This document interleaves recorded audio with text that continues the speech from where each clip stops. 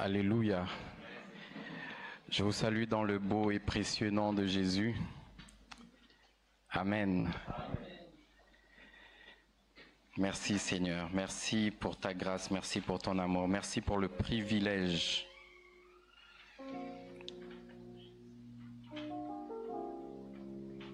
merci Père.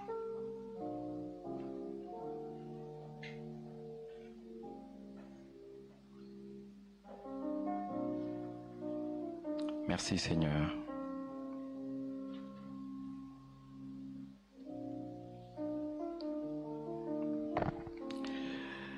Je disais donc que je suis heureux d'être là avec vous ce matin. Et je crois au plus profond de moi que nous allons passer un bon moment ensemble, dans la présence de Dieu notre Père. Je voudrais bénir le Seigneur pour l'ange de la maison, le pasteur Paul, qui nous donne à nous aussi la possibilité de partager sa chair avec lui. Que le Seigneur se souvienne toujours de lui et de sa famille. Je bénis le Seigneur pour votre présence ici ce matin.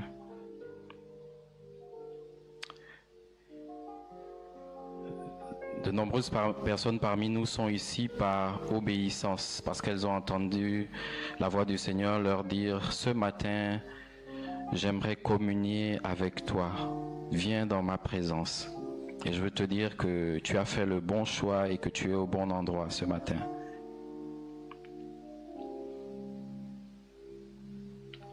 Nous allons prendre un premier texte dans Jean, chapitre 8, du verset 26 au verset 32.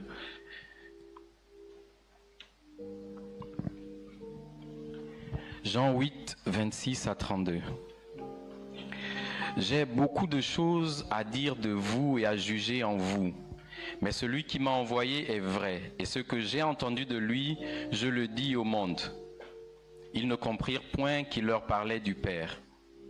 Jésus donc leur dit, « Quand vous aurez élevé le Fils de l'homme, alors vous connaîtrez ce que je suis, et que je ne fais rien de moi-même, mais que je parle selon ce que le Père m'a enseigné. Celui qui m'a envoyé est avec moi, il ne m'a pas laissé seul, parce que je fais toujours ce qui lui est agréable. » Comme Jésus parlait ainsi, plusieurs crurent en lui.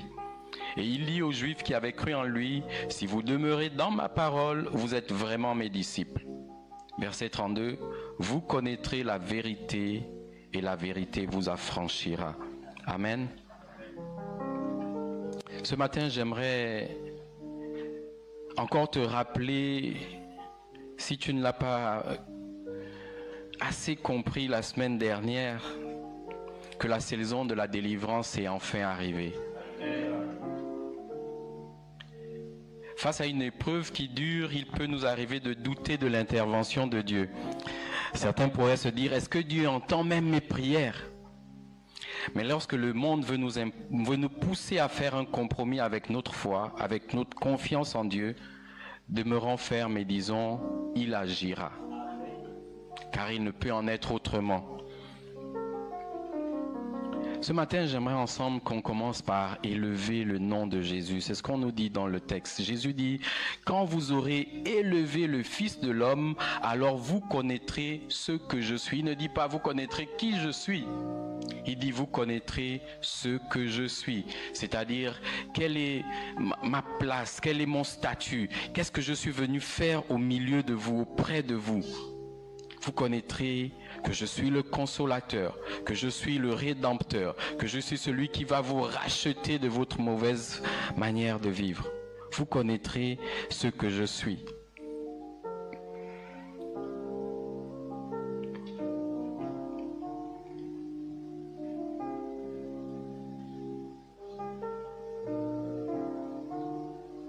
Ce que le Père attend de notre part, c'est qu'au milieu de l'épreuve, de la tempête, nous continuons d'élever le nom de Jésus, le Christ de Dieu, celui qui est notre sauveur, mais aussi notre repos, notre paix. Quand je pensais à ça, j'ai revu ce qu'on dit quand on parle de l'œil du cyclone. Parce qu'au centre d'un cyclone tropical, il y a ce qu'on appelle l'œil. C'est une région qui est généralement calme, où on a l'impression que le temps s'est arrêté. Et c'est cette paix, c'est ce rôle que Jésus vient jouer aussi au milieu de ton épreuve. Il te donne une parcelle, un espace où, lorsque tu te confies à lui, tu retrouves la paix, tu retrouves le repos. Quand vous aurez élevé le Fils de l'homme, alors vous connaîtrez ce que je suis. Est-ce qu'on peut l'élever? Est-ce que tu peux te lever et commencer à prier et dire à Jésus, merci. Merci pour le repos. Il a dit, venez à tous qui êtes chargés et fatigués, et je vous donnerai du repos. Je vous donnerai du repos. Prenez sur vous mon joug, car je suis doux et humble de cœur.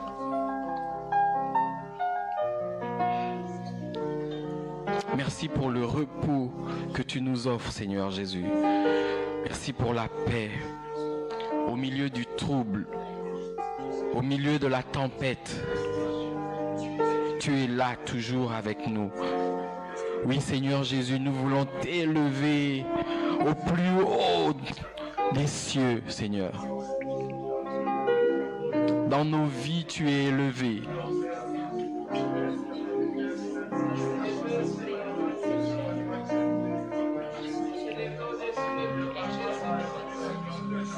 Adorons, nous sommes disposés. Fais qu'il pleuve ton Esprit Saint en nous. Nous t'adorons, nous sommes disposés. Fais qu'il pleuve ton Esprit Saint en nous. Nous t'attendons, nous sommes disposés. Fais qu'il pleuve ton Esprit Saint en nous. Nous t'attendons, nous sommes disposés. Fais qu'il pleuve ton Esprit Saint en nous. Oui, Seigneur, fais qu'il pleuve, fais qu'il pleuve. Nous t'attendons qu'il pleuve, fais qu'il pleuve, fais qu'il pleuve, fais qu'il pleuve en nous. Nous sommes disposés. Fais qu'il pleuve, fais qu'il pleuve, fais qu'il pleuve, fais qu'il pleuve, fais qu'il pleuve en nous. Nous sommes disposés. Fais qu'il pleuve, fais qu'il pleuve, fais qu'il pleuve, fais qu'il pleuve en nous. Nous sommes disposés. Nous t'attendons, nous sommes disposés.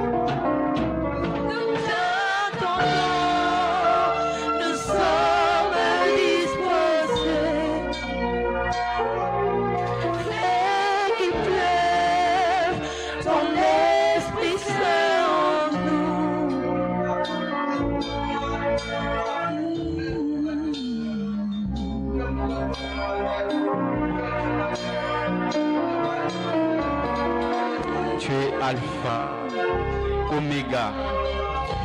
Tu es le commencement, tu es la fin. Tu es l'ancien des jours.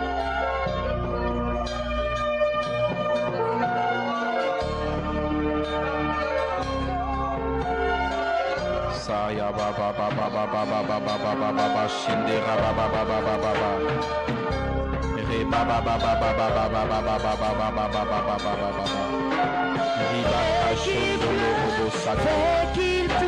Seigneur, nous voulons t'élever encore au-dessus de toutes nos difficultés, au-dessus de cette situation. C'est toi que je lève ce matin, Seigneur. Nous voulons t'élever au-dessus de nos problèmes comme un étendard. Nous voulons parler à ces problèmes de Jésus. Cette situation doit entendre le nom de Jésus, doit écouter le nom de Jésus, doit connaître qui est Jésus. Il a dit, alors vous saurez ce que je suis. Cette situation doit connaître qui est Jésus, ce qu'il est. Et elle doit disparaître. Elle doit disparaître.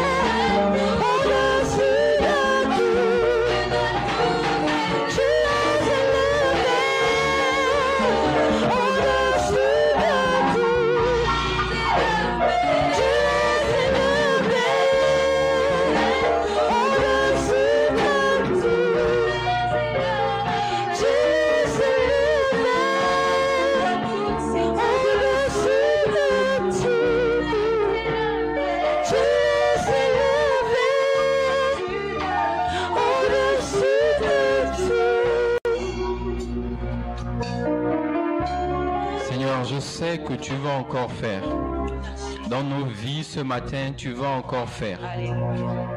Tu vas encore faire.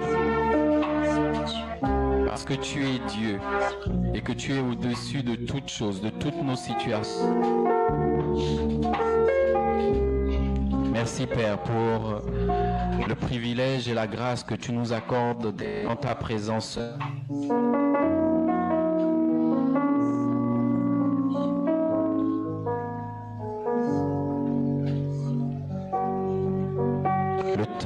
Et les circonstances t'importent peu, Seigneur.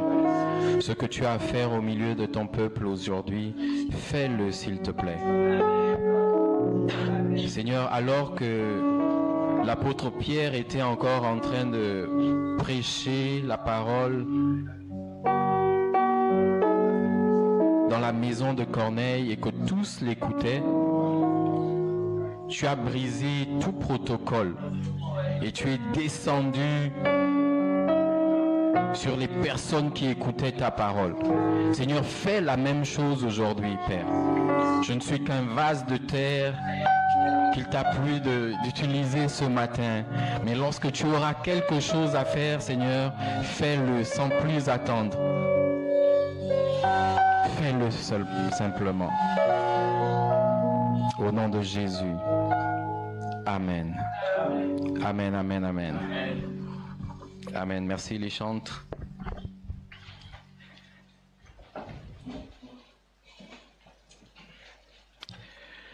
Merci Seigneur, merci.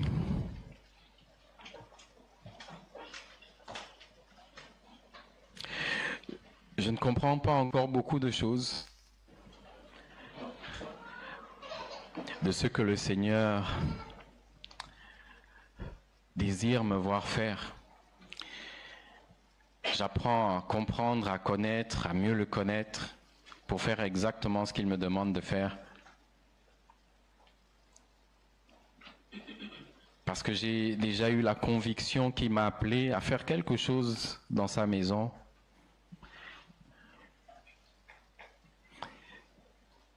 Mais en regardant de loin depuis un moment, je vois le même fil conducteur. Je vois que le message qu'il a mis en moi, c'est celui de bâtir son peuple, de faire en sorte qu'il connaisse son identité en Christ. Et ce matin, le thème ou le sous-thème, parce que nous sommes toujours dans le thème général de trop, c'est trop. Il ne faut pas que tu le perdes de vue. Trop, c'est trop. Et le sous-thème de ce matin, c'est bâtir une église vivante. Bâtir une église vivante. Et pour ce premier culte, nous allons prendre un texte dans les Actes des Apôtres. Le livre des Actes, au chapitre 4, nous allons lire du verset 23 au verset 31. Acte 4, 23 à 31. Après avoir été relâchés, ils allèrent vers les leurs et racontèrent tout ce que les principaux sacrificateurs et les anciens leur avaient dit. Lorsqu'ils l'eurent entendu, ils élevèrent à Dieu la voix tous ensemble et dirent : Seigneur, toi qui as fait le ciel, la terre, la mer et tout ce qui s'y trouve, c'est toi qui as dit par le Saint-Esprit, par la bouche de notre Père, ton serviteur David, pourquoi ce tumulte parmi les nations et ces vaines pensées parmi les peuples ? Les rois de la terre se sont soulevés et les princes se sont ligués contre le Seigneur et contre son oint.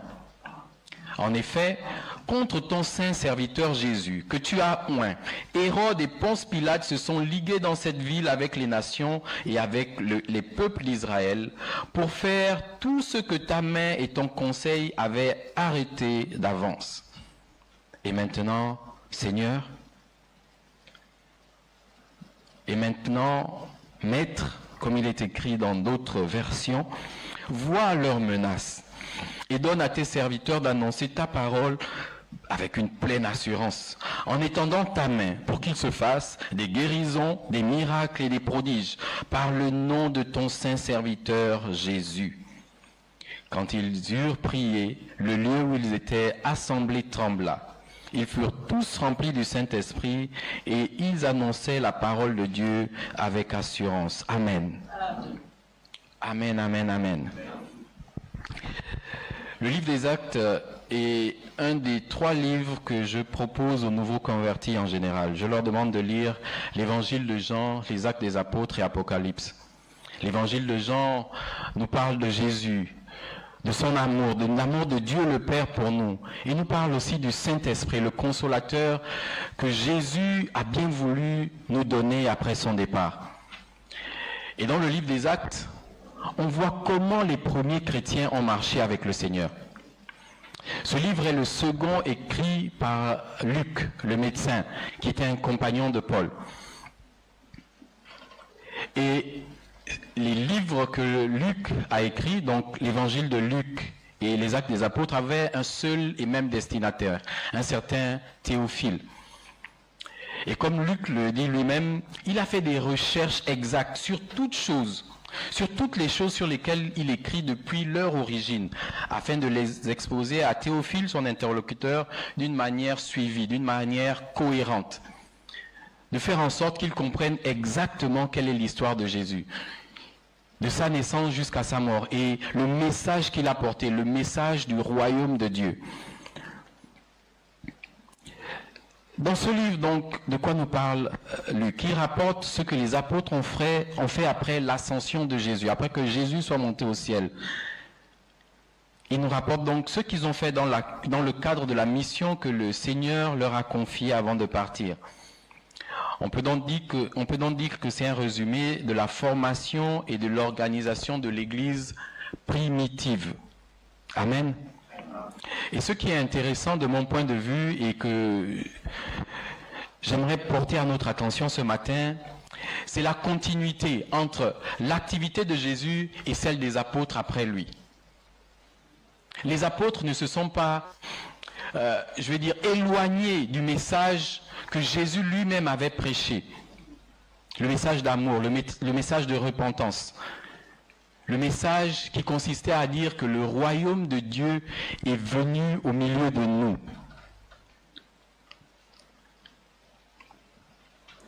Et c'est aussi dans cette partie donc des actes que les premiers chrétiens, les apôtres, vont se faire appeler pour la toute première fois chrétiens. Chrétiens qui veut dire ceux du Christ, ceux appartenant au Christ. C'est donc ainsi que l'Église est née, mais aussi notre identité chrétienne. Et par-dessus tout, j'ai apprécié la démonstration de l'auteur tendant à prouver que l'Esprit de Dieu, le Saint-Esprit, est à l'œuvre dans les paroles et les actes des apôtres de Jésus-Christ. C'est le dénominateur commun.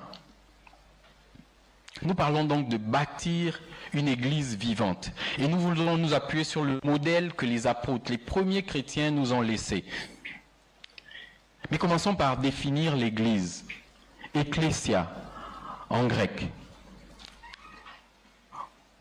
Ecclésia signifie ceux qui sont appelés hors, c'est-à-dire appelés hors du monde par l'annonce de l'évangile pour former le peuple de Dieu.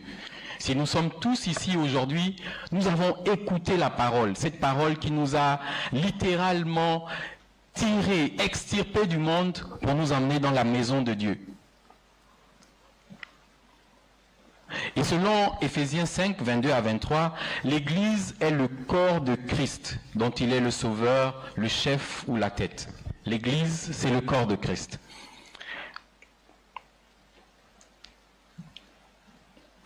Pour l'apôtre Paul, donc, en écrivant aux Éphésiens, l'Église est le corps de Christ parce que c'est avant tout un organisme vivant, dont les membres sont attachés à Christ, la tête du corps. L'Église est donc ce corps regroupant l'ensemble des personnes dont Jésus est le sauveur, les rachetés. Est-ce qu'il y a des rachetés ici ce matin? Il existe par conséquent un lien vital entre chaque membre de l'Église et Jésus. Jésus nous donne sa vie, la vie Zoé, la vie abondante, la vie parfaite, excellente. Et il vient vivre en nous et nous en lui. L'Église de Jésus-Christ est donc l'ensemble des personnes qui, par la nouvelle naissance, sont en Christ. C'est une expression que nous aimons bien utiliser, je suis en Christ. On parle ainsi de tous les chrétiens nés de nouveau qui sont dans le monde entier et même de tous les temps. Nous avons un lien commun par le Saint-Esprit. Nous sommes frères et on devrait même pouvoir se reconnaître. Lorsqu'on voit un chrétien, qu'on soit en Allemagne, en Australie ou en Nouvelle-Zélande, on devrait le reconnaître parce qu'il a en lui le Saint-Esprit que nous aussi nous avons. L'Esprit doit nous confirmer que la personne en face de toi est un chrétien. C'est ton frère. L'Église n'est pas enfermée dans une seule dénomination ou dans un courant. Les vrais convertis de toutes les dénominations chrétiennes forment ensemble le corps de Christ. L'Église de Jésus-Christ est donc le corps de Christ à une dimension mondiale, voire universelle. Il y a donc cette Église universelle, cette Église invisible, nous allons dire comme ça, mais il y a de l'autre côté l'Église locale. L'Église locale, c'est l'expression locale ou dans une localité du corps de Christ. C'est l'ensemble des croyants convertis d'une localité qui se réunissent pour offrir à Dieu une adoration commune, comme nous sommes ici aujourd'hui. Nous formons l'Église locale. C'est donc un espace de communion. L'Église locale est un espace de communion, de partage et d'édification pour une croissance harmonieuse et une vie en Christ épanouie. Une vie en Christ épanouie. J'aime beaucoup insister là-dessus. Parce qu'on a souvent vu des chrétiens qui semblaient ne pas être épanouis, ne pas d'appartenir à Jésus-Christ. Et ça, c'est quelque chose de... Ça nous fait mal au cœur. Nous devons être épanouis dans la maison de Dieu. Épanouis. Et donc, ce matin, ce que je veux nous faire comprendre, c'est que nous sommes cette Église. Nous sommes cette Église et nous devons montrer donc des signes de la vie qu'il y a en Jésus-Christ. Nous devons montrer des signes que nous sommes en train de continuer l'œuvre après lui, à sa suite. Voyons ensemble quelques caractéristiques d'une Église vivante. C'est quoi une Église vivante? On parle de bâtir une Église vivante. J'aimerais te le rappeler encore ce matin. Jésus-Christ est vivant. Amen. Jésus-Christ est vivant. Il vit au siècle des siècles. Et c'est cela que l'Église primitive nous a d'ailleurs démontré après sa naissance à la Pentecôte. Alors qu'après la crucifixion, tout le monde voulait se rassurer que Jésus est bel et bien mort, on nous dit le tombeau est vide. Le tombeau est vide. Il est ressuscité. Jésus est vivant et il est ici avec nous ce matin. Tu sembles ne pas être convaincu. Moi, je le suis. Et si Jésus est vivant, son Église, l'expression de sa grande miséricorde, doit aussi être vivante. Les miracles, les signes et les prodiges sont une preuve que Jésus-Christ est vivant. Et ils viennent authentifier l'Église de Jésus-Christ, l'Église vivante. Amen. Tout ce que nous avons pu voir la semaine dernière avec l'apôtre, c'était juste pour authentifier que Jésus-Christ est vivant. C'est la preuve. Donc, quelles sont les caractéristiques que nous pouvons voir? Nous allons en voir 3 ce matin. La première caractéristique d'une église vivante, c'est que c'est une église fondée sur Jésus-Christ. Une église vivante est une église fondée sur Jésus-Christ. Une église fondée sur Jésus-Christ a la particularité de faire passer la volonté de Dieu comme une priorité absolue.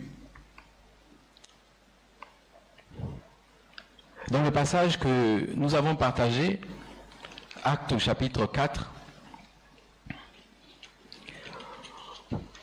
au verset 19 et 20, les apôtres ont dit au Sanhédrin, Actes 4, 19 à 20, Pierre et Jean leur répondirent, « Jugez s'il est juste devant Dieu de vous obéir plutôt qu'à Dieu. » Est-ce qu'il est juste devant Dieu de faire la volonté du Sanhédrin ou de faire celle de Dieu? Car nous ne pouvons pas ne pas parler de ce que nous avons vu et entendu. Nous ne pouvons pas. Jésus est le chef et le fondateur de son Église. En Matthieu 16, au verset 18, il dit lui-même, « Sur cette pierre, je bâtirai mon Église. Je bâtirai mon Église. » Et 1 Corinthiens 3 au verset 11 nous dit « Car personne ne peut poser un autre fondement que celui qui a été posé, savoir Jésus-Christ. » Jésus-Christ est au centre de toutes choses dans ce que nous faisons. Amen. Amen.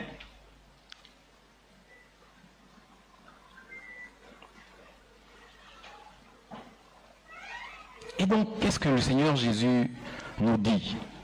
Il nous dit en Matthieu 10, du verset 7 au verset 8, Matthieu 10, 7 à 8, « Allez, prêchez et dites, le royaume des cieux est proche. Guérissez les malades, ressuscitez les morts, purifiez les lépreux, chassez les démons. Vous avez reçu gratuitement, donnez gratuitement. » Là où Jésus nous attend pour démontrer qu'il est vivant et que son Église est vivante.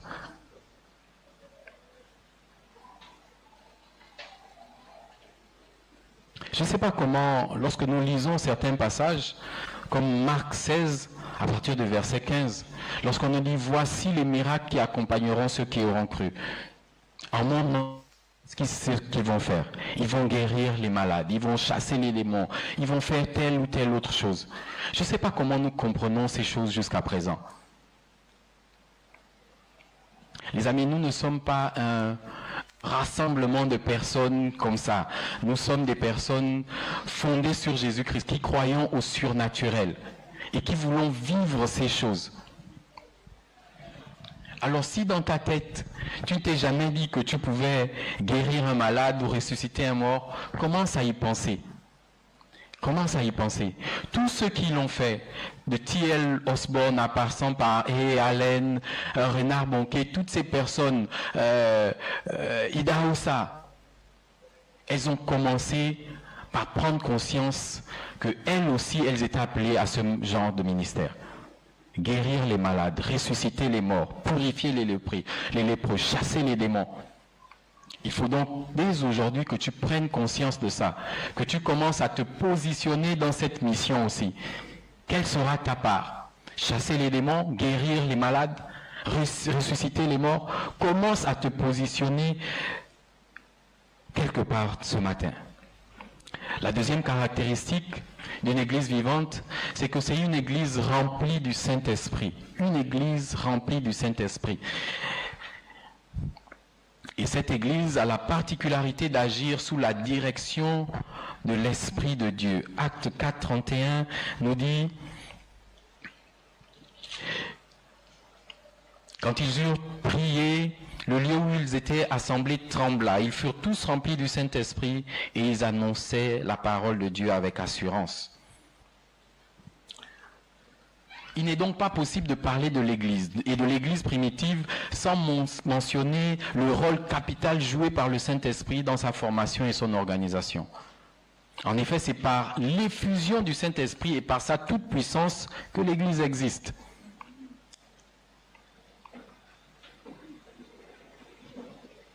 Nous avons besoin du Saint-Esprit. Ce n'est ni par ta force, ni par ton intelligence que tu vas guérir les malades, ressusciter les morts, purifier les lépreux. C'est par le Saint-Esprit. Ce n'est pas ta force, ça ne vient pas de toi. Tu es juste un canal que le Seigneur va utiliser pour faire du bien aux personnes autour de toi. Amen. Amen. Jésus lui-même est venu et il l'a dit. Luc 4, 18 à 19. Il dit, l'Esprit du Seigneur est sur moi, parce qu'il m'a oint pour annoncer une bonne nouvelle aux pauvres. Il m'a envoyé guérir ceux qui ont le cœur brisé, pour proclamer aux captifs la délivrance et aux aveugles le recouvrement de la vue, pour renvoyer libres les opprimés, pour publier une année de grâce du Seigneur. Amen. Amen. Toi aussi bientôt, tu devras dire l'Esprit du Seigneur est sur moi. Et il m'a envoyé dans ta maison ce matin, mon frère, pour te guérir de ce cancer, de ce diabète qui t'embête depuis trop longtemps. Tu es une église vivante et tu dois pouvoir le démontrer. La troisième caractéristique d'une église vivante, c'est une église qui annonce l'évangile avec assurance. Une église qui annonce l'évangile avec assurance. Et cette église a la particularité de ne pas reculer devant une quelconque opposition ou devant la persécution. On rigolait dernièrement les images que les frères de Port-Gentil nous ont envoyées. Mais nous savons que Satan, c'est un menteur. Satan, c'est un menteur. Et hier, nous avons rendu visite, mon épouse et moi, à un homme de Dieu. Et il nous a dit qu'il a subi les mêmes attaques dans son quartier. Lorsque tu es vrai avec Jésus-Christ, il va t'utiliser. Lorsque tu es transparent avec lui, il fera de toi un vase d'un usage précieux. Mais attends-toi aussi aux persécutions. Attends-toi aux persécutions. Mais tu dois savoir que tu as déjà la victoire en Jésus-Christ. Ces choses, c'est juste pour nous intimider. Nous, on ne regarde même pas ça. Tu trouves quelque chose devant ta maison, tu dis merci Seigneur Jésus. Parce que par ton sang, tu as déjà tout accompli. Et tu balaies. Tu balaies la maison tranquillement. Tu n'as pas à t'inquiéter pour ces choses. Le diable est malin. Et il agit toujours de la même façon. Il n'a pas changé. Depuis qu'il existe, il a toujours les mêmes stratégies. Et une de ces stratégies, c'est de mettre la peur dans ton cœur.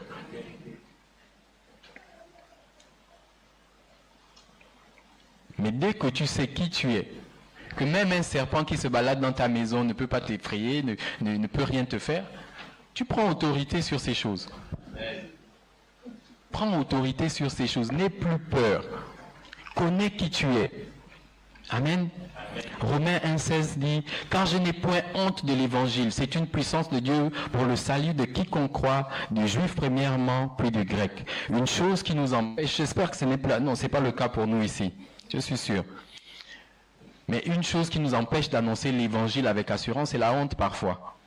Tu as peur de ton statut de chrétien, mais tu as le plus beau statut. Tu as le plus beau statut au monde.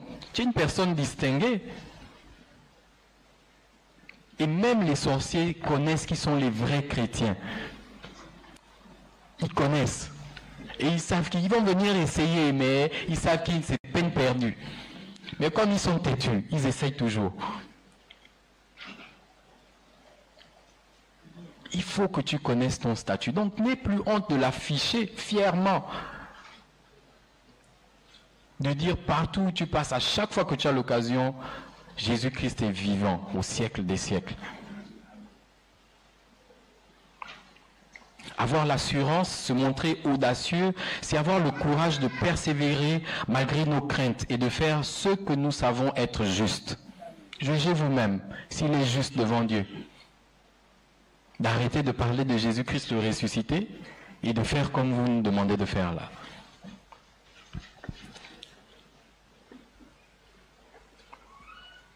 Nous devons demander au Saint-Esprit de nous donner cette assurance. Il y a de nombreuses personnes encore qui ont besoin d'écouter ce beau message. Le message qui nous a tous sauvés, qui nous a emmenés ici. Demandons au Saint-Esprit l'assurance pour annoncer l'Évangile. Amen.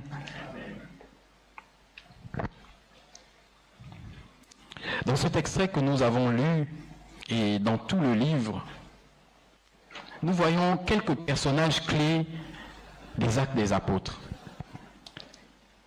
Et les premiers personnages sont certainement Pierre, qui commence par une prédication au chapitre 2 et au chapitre 3. On voit qu'avec Jean, ils vont faire marcher un paralytique. Et c'est d'ailleurs là que tous les problèmes vont commencer. Les problèmes vont commencer là aussi.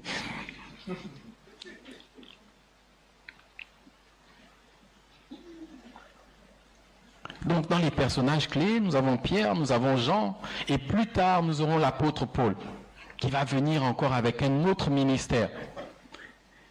Nous avons d'autres personnages comme Étienne, le premier martyr,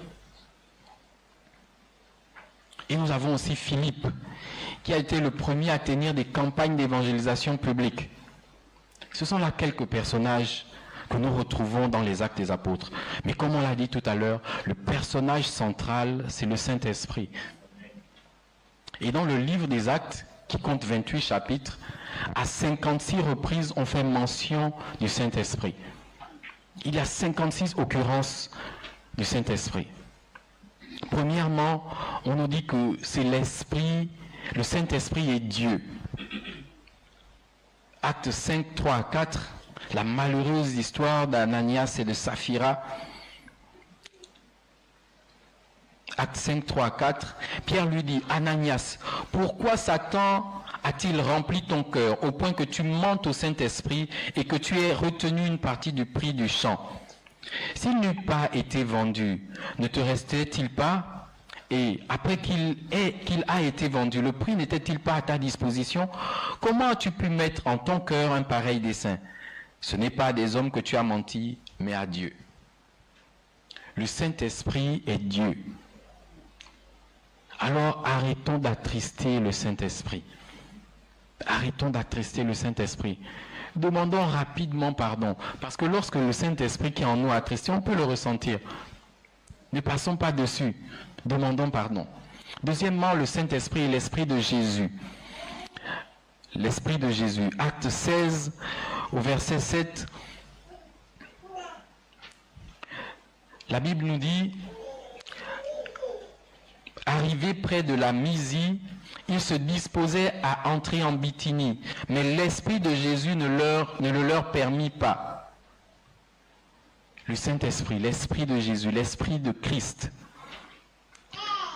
Et en Actes 1, 8, nous voyons que le Saint-Esprit est une puissance. Le Seigneur Jésus dit aux disciples, aux apôtres, « Mais vous recevrez une puissance, le Saint-Esprit survenant sur vous, et vous serez mes témoins à Jérusalem, dans toute la Judée, dans la Samarie et jusqu'aux extrémités de la terre. » Dans toute cette région, à cause des mélanges qu'il y a eu, il y avait beaucoup d'idolâtrie. Et il y avait des esprits qui existaient et qui pouvaient se comporter, faire des choses, toucher les hommes comme le Saint-Esprit. Voilà pourquoi Jésus vient préciser que l'esprit que vous allez recevoir là est saint, pour le différencier des autres esprits. Et il vous apporte une autre puissance, celle qui vient de Dieu directement. Amen. Amen. Le Saint-Esprit est une puissance. Romains 8, 9 à 11, il est écrit, Romains 8, du verset 9 au verset 11, « Et si l'Esprit qui a ressuscité Jésus d'entre les morts habite en vous, celui qui a ressuscité Christ d'entre les morts rendra aussi la vie à vos corps mortels, par son Esprit qui habite en vous. » Non, c'est 9 à 11, j'ai commencé au verset 11, pardon. Verset 9, « Pour vous, vous ne vivez pas selon la chair, mais selon l'Esprit, si du moins l'Esprit de Dieu habite en vous. Si quelqu'un n'a pas l'Esprit de Christ, l'Esprit de Jésus, il ne lui appartient pas. Et si Christ est en vous, le corps, il est vrai, est mort à cause du péché, mais l'Esprit est vie à cause de la justice. » Verset 11, « Et si l'Esprit de celui qui a ressuscité Jésus d'entre les morts habite en vous, celui qui a ressuscité Christ d'entre les morts rendra aussi la vie à vos corps mortels par son Esprit qui habite en vous. » Amen. L'Esprit de Dieu habite en toi. Je ne sais pas si tu le réalises. Je ne sais pas si tu as même déjà essayé d'imposer les mains à un malade, ton frère, ou pour les parents, ton enfant qui est malade à la maison.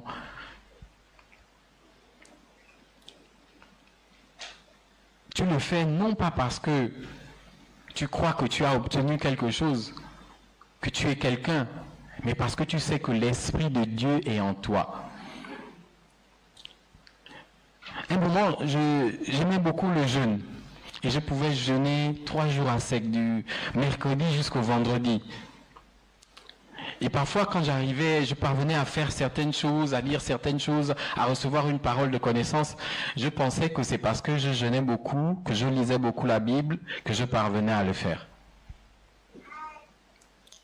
C'est une séduction.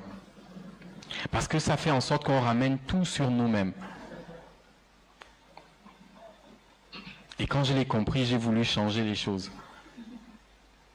On jeûne parce qu'on veut dépendre davantage du Seigneur. On veut que son esprit prenne le contrôle de notre être entier. On veut que la chair se taise, que nous ne soyons plus guidés par les mauvaises émotions. C'est ça le but du jeûne. Et je lis la parole pour que mon identité s'établisse en moi, pour que je sache véritablement qui je suis. Il y a d'autres, dans certains endroits, qui utilisent la Bible pour trouver des formules magiques ou je ne sais pas à l'intérieur. Mais nous l'utilisons pour que l'identité de Christ s'établisse en nous, qu'elle soit enfin visible en nous.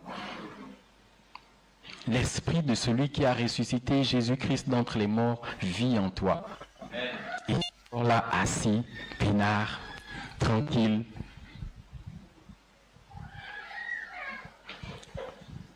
Nous voyons comment ça s'est passé en acte de comment les disciples, les 120 ont été agités par le Saint-Esprit. Ils ont littéralement été agités par le Saint-Esprit. On parlait de Philippe tout à l'heure, c'est quelqu'un qui était capable d'être transporté par le Saint-Esprit à un endroit et transporté par le Saint-Esprit à un autre endroit. Il y a une urgence à Port-Gentil, le Saint-Esprit te transporte pour aller régler le problème à Port-Gentil. Et quand tu finis de régler le problème, le Saint-Esprit te transporte encore pour t'emmener à Kulamoto. Pas besoin de prendre Fly Air Gabon. Le Saint-Esprit est là pour toi. Les amis, nous devons montrer que nous sommes cette église vivante. Frère, je te regarde. Tu cherches le feu. On ne fait même plus le mafuta. C'est fini, Chancy. Mayo, il n'y a plus de mafuta. Nous devons être une église vivante. Vivante. Partout où nous passons, le Seigneur doit nous parler au moins de quelque chose. Tu te trouves à un endroit et le Seigneur ne te dit rien de l'endroit où tu te trouves. Pour que tu commences à s'aider à changer l'atmosphère de ce lieu. Ne laisse pas l'atmosphère d'un certain lieu où tu te trouves dominer sur toi. C'est toi qui dois avoir l'avantage. Quand tu rentres à un lieu, on doit savoir qu'un fils de Jésus, un fils de Dieu est dans cette place. Et tout change.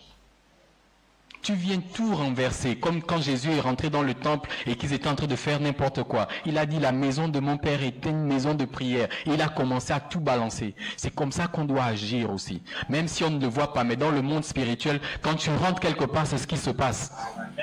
C'est ce qui se passe. Les démons sont en train de fuir. Donc si tu as encore peur de ces choses, ce matin, c'est pour que tu prennes conscience de ça que je suis venu te parler. Amen. Que tu prennes conscience que tu n'es pas une simple personne. Que tu vis pleinement dans le surnaturel. Peut-être que tu ne t'es pas encore rendu compte, mais d'autres personnes le voient. Et si tu es sérieux avec Jésus, toi-même tu verras. Je pense que c'était au premier anniversaire de l'église de Port-Gentil. Ils m'ont invité à prêcher là-bas. Et je suis descendu chez le frère Thomas. Et un matin, on sortait de la maison pour aller prendre le petit déjeuner. Et j'avais passé toute cette nuit-là à prier. Et on a vu un fou arriver en face de nous. Et quand le fou est venu en face de moi, il a baissé les yeux, il a changé de voix.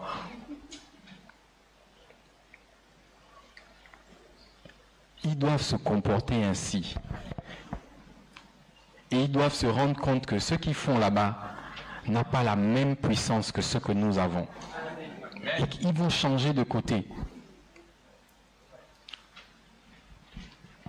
L'archibishop Idaosa fait un témoignage similaire, où le Seigneur va lui demander de prier autour d'un rond-point. Parce que dans son état de Bénin City, ou dans sa ville de Bénin City, il y avait beaucoup de sorcellerie. Et il va faire ça 7 jours durant. À partir de minuit, il se levait, il faisait le tour du rond-point en priant en langue. Et je pense que c'est au 6e jour ou au 7e jour, ils vont venir faire des sacrifices au rond-point en question. Et il y aura des assiettes avec son nom marqué dessus. Ils vont découper les je ne sais pas quoi en morceaux. Et il va venir marcher dessus en priant en langue.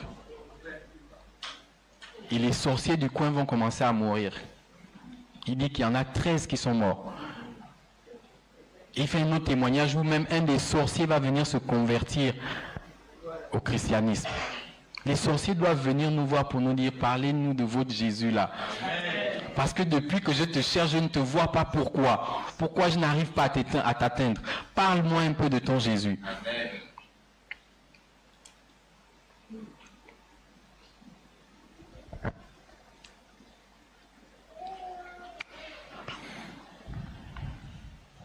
En conclusion, nous allons lire Acte 17, du verset 6 au verset 7. Un passage que tu connais véritablement. Et c'est de cela que nous sommes en train de parler. En Acte 17, on a ce merveilleux témoignage. Ne les ayant pas trouvés, ils traînèrent Jason et quelques frères devant les magistrats de la ville en criant « Ces gens qui ont bouleversé le monde !» Ces gens qui ont bouleversé le monde.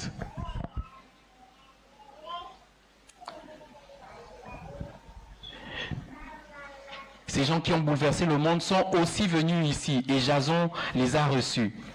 Ils agissent tous contre les édits de César, disant qu'il y a un autre roi, Jésus. Amen. Ce matin, je veux que tu prennes conscience de ça. Tu vas bouleverser le monde, que tu le veuilles ou pas. Parce que tu es ici ce matin, tu vas aussi bouleverser le monde. Et tu vas faire connaître le nom de Jésus. Amen. Amen. Refuse d'être une personne tiède dans la maison du Seigneur. Le Seigneur a fait ce reproche à l'église de Laodicée. Apocalypse 3, 14 à 16. Écrit à l'ange de l'église de Laodicée, voici ce que dit l'Amen, le témoin fidèle et véritable, le commencement de la création de Dieu. Je connais tes œuvres. Je sais que tu n'es ni froid ni bouillant. Puisses-tu être froid ou bouillant? Choisis ton côté. Ainsi, parce que tu es tiède et que tu n'es ni froid ni bouillant, je te vomirai de ma bouche. Moi, j'aime bien certains collègues dans un groupe de travail. On dit, oh, mais vous êtes toujours en train de parler de Jésus, Jésus. Vous ne trouvez pas que vous en faites un peu trop?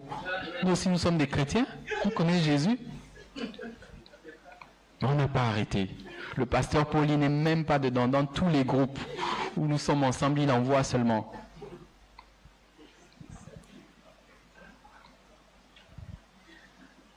Tu dois être bouillant, chaud bouillant pour l'évangile. Et le Saint-Esprit est en toi pour ça. Il souhaite te remplir pour que tu brilles comme des flambeaux. Philippiens 2, 14 à 17 dit, faites toutes choses sans murmure ni hésitation, afin que vous soyez irréprochables et purs, des enfants de Dieu irrépréhensibles au milieu d'une génération perverse et corrompue, parmi laquelle vous brillez comme des flambeaux dans le monde, portant la parole de la vie. Et je pourrais me glorifier au jour de Christ de n'avoir pas couru en vain, ni travaillé en vain. Briller comme des flambeaux. On a des coupures en ce moment, des délestages. Mais toi, dans ta maison, on doit trouver la lumière. On nous dit qu'au ciel, il n'y a pas tout ça. Il n'y a pas la SEG au ciel. Et la lumière qui brille là-bas, c'est Christ. Donc même quand il n'y a pas le courant, dans ton quartier, dans ta maison, on doit voir la lumière de Christ qui brille. Et se demander, mais lui, comment il fait? Il a un groupe électrogène ou quoi?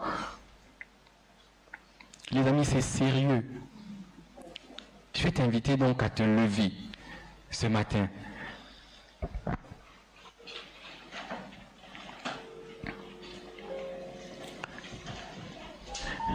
Cela n'est pas réservé à une certaine catégorie de personnes.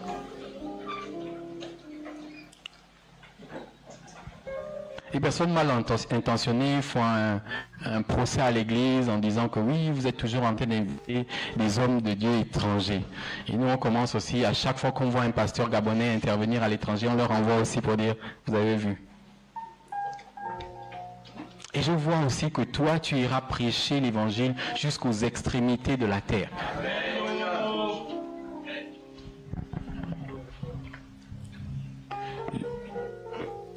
Livre à toi, Seigneur.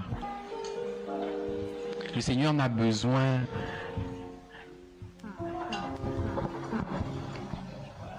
que de toi maintenant.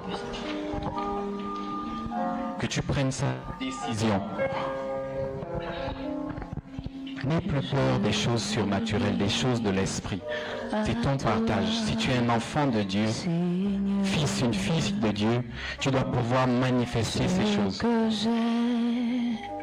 Ce que je suis, je me livre à toi,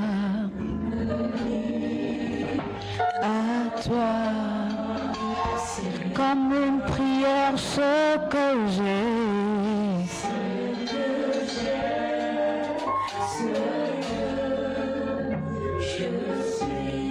je me livre à toi.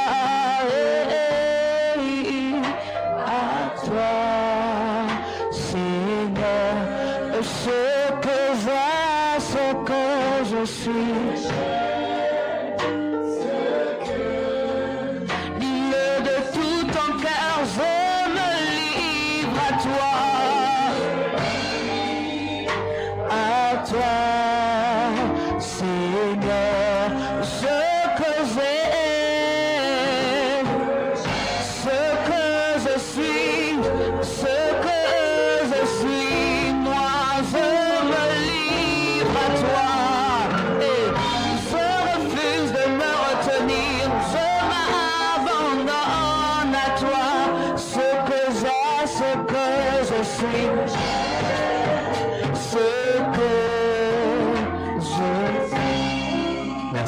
Seigneur. Tu vas prendre une personne à parler. On va te mettre par deux. Les chants, vous pouvez vous tenir la main aussi. Et tu vas prier pour la personne qui est à côté de toi. Commence à déclarer des choses sur sa vie. À déclarer des choses sur sa vie. L'Esprit va nous remplir ce matin. Cela ne dépend plus de toi. Je suis au regret de t'annoncer ce matin que cela ne dépend plus de toi. Tu as déjà été choisi. Tu as déjà été choisi. Et tu vas être rempli ce matin de l'Esprit de Dieu.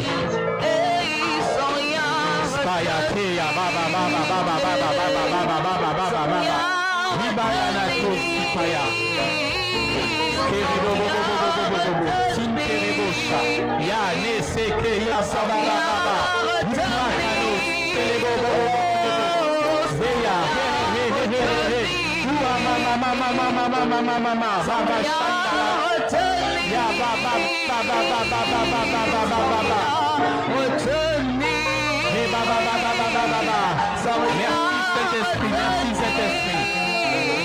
Merci Saint-Esprit. Merci Esprit de Dieu.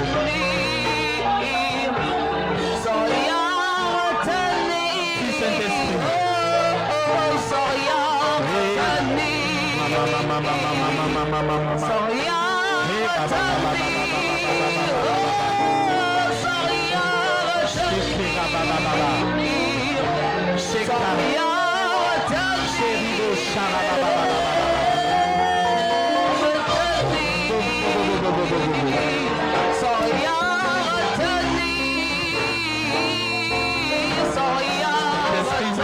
Besoin de toi, remplis encore.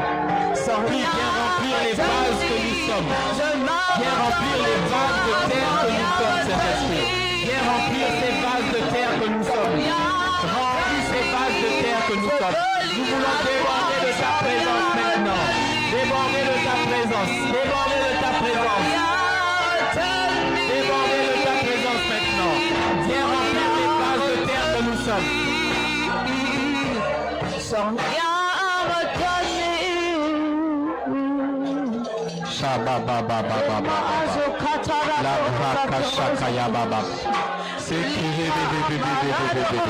Oh, que les raisonnements disparaissent. Les raisonnements disparaissent maintenant. Les raisonnements disparaissent.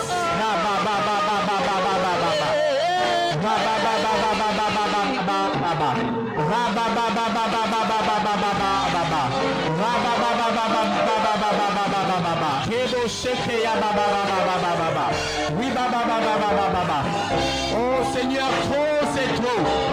Trop c'est trop. Moi aussi je veux manifester la puissance du Saint-Esprit. Parce que je suis une église vivante. Je veux guérir les malades.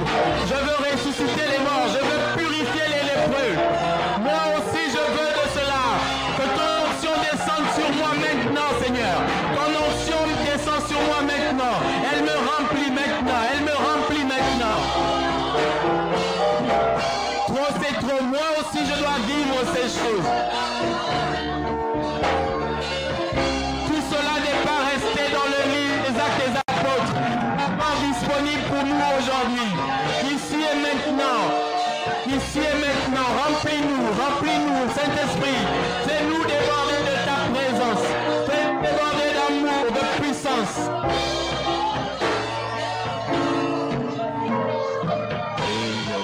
Shata yaba babu shata yeba baba bu shiki eribu shababa ma anata shika yaba baba baba baba baba mao mate yaba baba shinderebo shakaya yebra kata ta ta ta ta ta ta ta ta indelerebo sakayaba.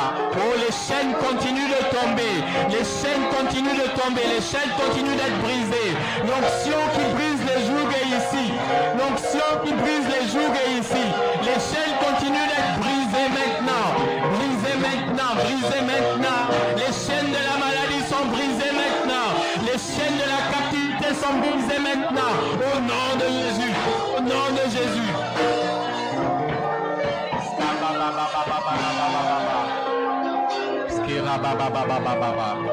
Shabaya.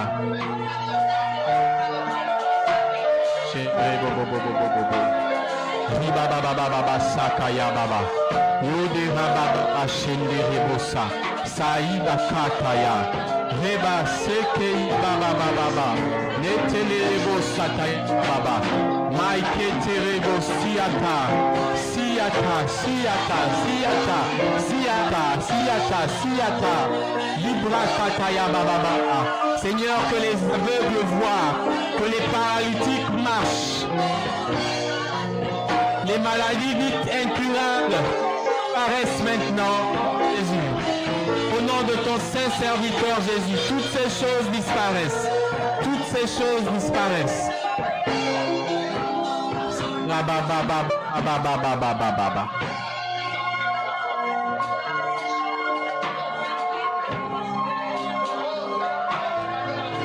Puissant sauveur, Yeshua.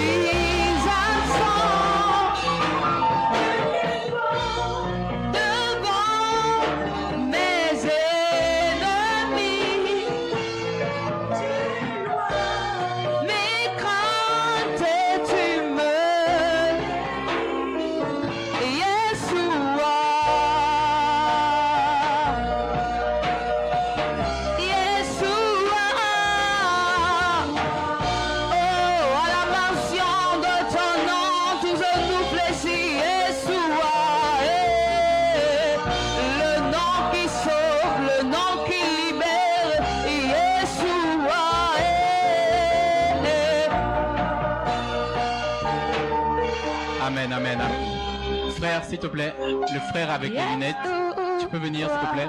Et la petite fille derrière aussi. Ma jolie, viens aussi. Yeshua.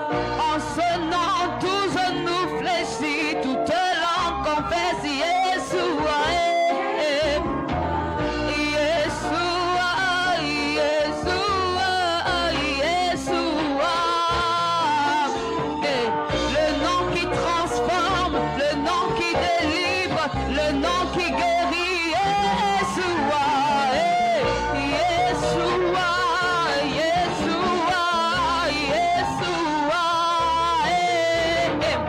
en son nom tous nous fléchis, toute langue confesse, Yeshua, Yeshua, Yeshua, Yeshua,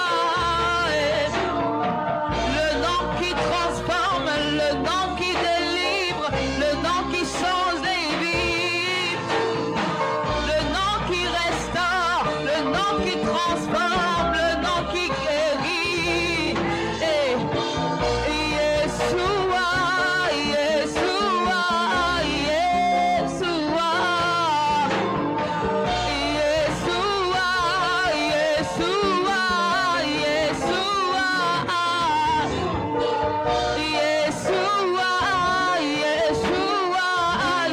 Yeshua,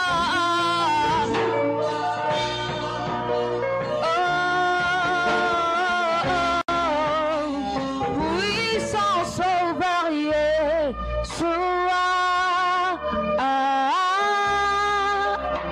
mon libérateur, Yeshua, ma vie t'appartient, Yeshua,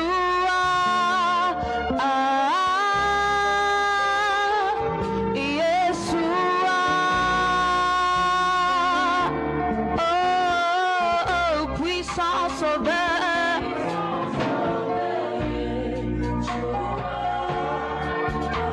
mon libérateur, c'est toi, Jésus. Ma vie t'appartient.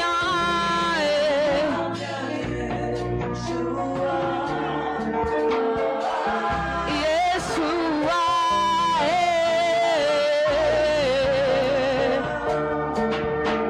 puissant sauveur,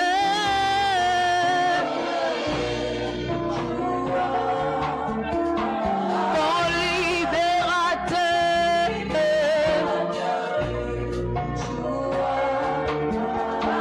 ma vie t'appartient.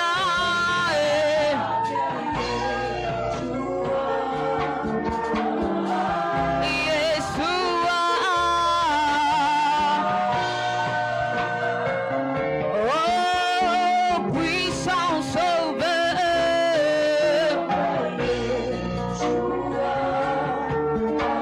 mon libérateur, c'est toi, Jésus.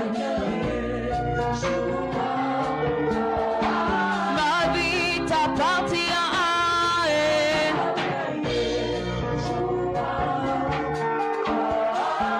Yeshua,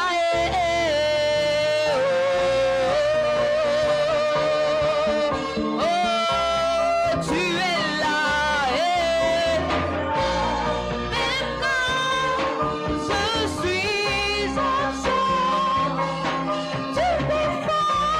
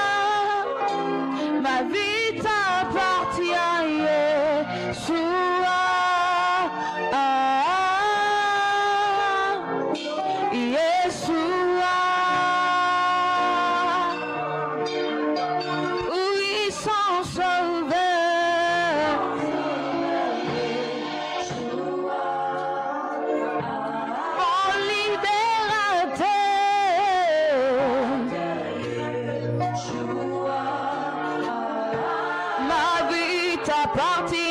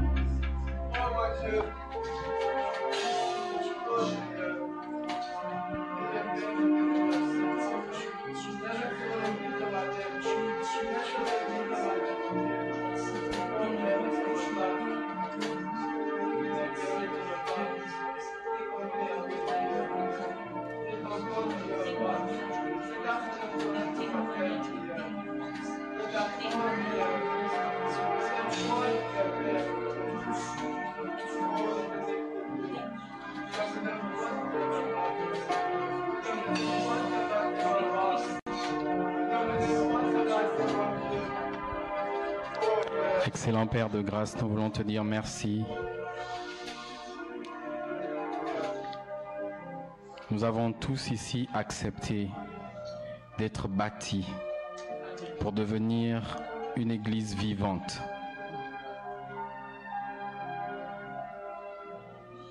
Nous sommes de ceux qui changent l'atmosphère partout où ils passent. Nos maisons ont besoin d'une nouvelle atmosphère, d'une atmosphère de gloire. Notre pays a besoin d'une atmosphère de gloire. Merci de nous utiliser, Seigneur. Que toute ta volonté soit faite.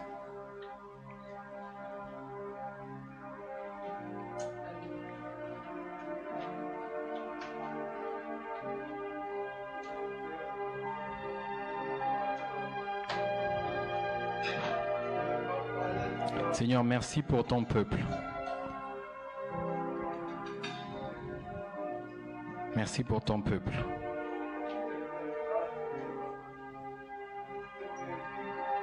Seigneur, merci de nous faire comprendre, nous faire connaître ce que tu es, Seigneur Jésus. Ce que tu es pour chacun d'entre nous.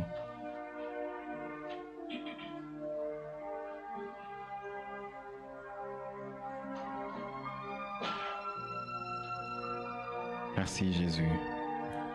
Que tout esprit qui ne confesse pas le nom de Dieu disparaisse et soit jeté dans les lieux arides maintenant.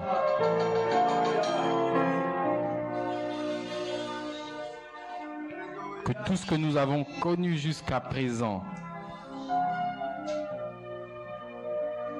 l'esprit de séduction, nous te chassons et nous te renvoyons dans les lieux arides au nom de Jésus. Esprit d'impudicité, nous te chassons et nous t'envoyons dans les lieux arides au nom de Jésus. Esprit de mort, nous te chassons et nous t'envoyons dans les lieux arides au nom de Jésus. Tu disparais maintenant de ce lieu.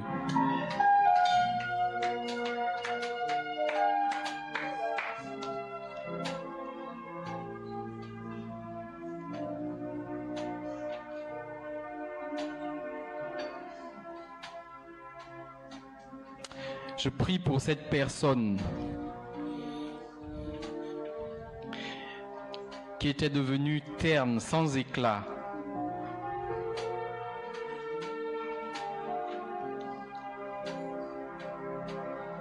Tu as même des difficultés pour trouver un emploi parce que cet esprit de mort qui est sur toi empêche que tu ne sois distingué. Je prie maintenant et je le chasse au nom de Jésus. Je le renvoie dans les lieux arides au nom de Jésus. Tu retrouves l'éclat. Tu retrouves l'éclat. L'éclat de la gloire de Dieu maintenant.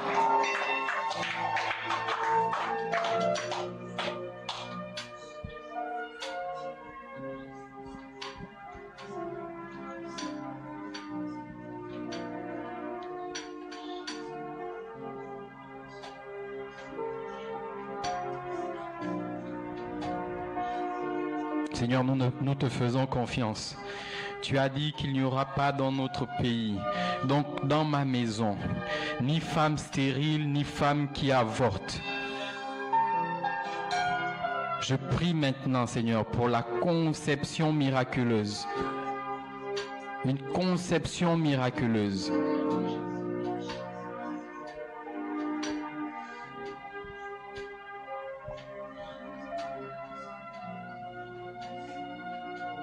Il n'y aura pas un, mais 2 enfants. Au nom de Jésus.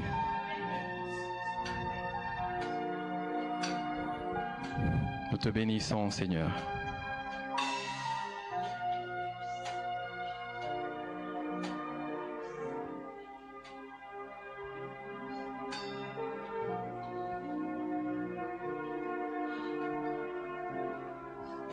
Il agit encore. Encore, encore, il agit encore, encore, encore. Le temps des miracles n'est pas passé. Il est le même hier, aujourd'hui, éternellement.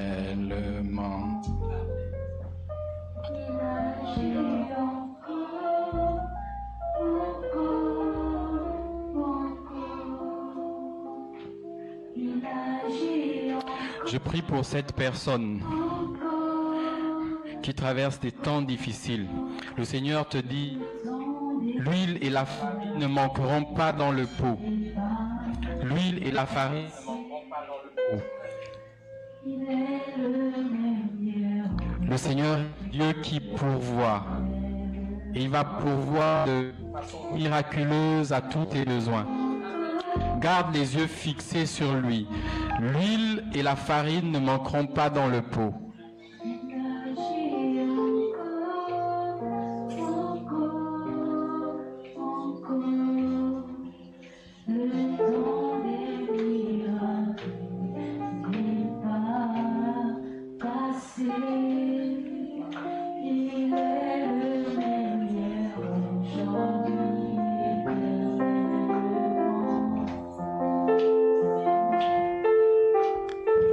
Merci Seigneur. Nous te bénissons Seigneur pour tout ce que tu as accompli au milieu de ton peuple ce matin. Nous te sommes infiniment reconnaissants. Dieu de majesté, toi qui règnes au siècle des siècles, qui continue d'agir dans nos vies pour changer notre situation, mais surtout pour que nous puissions te connaître en esprit et en vérité. Connaître ce que tu es, Seigneur Jésus. Aujourd'hui, éternellement. Il agit encore, encore, encore. Il agit encore, encore, encore. Le temps de miracle n'est pas passé. Il est le même hier, aujourd'hui.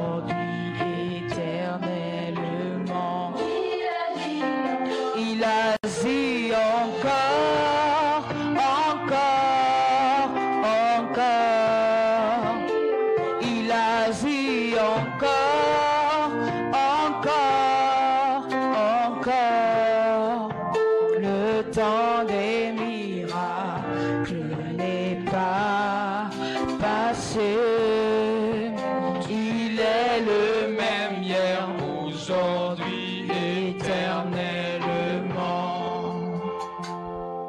Amen, amen. Est-ce que tu peux acclamer pour ce merveilleux Dieu?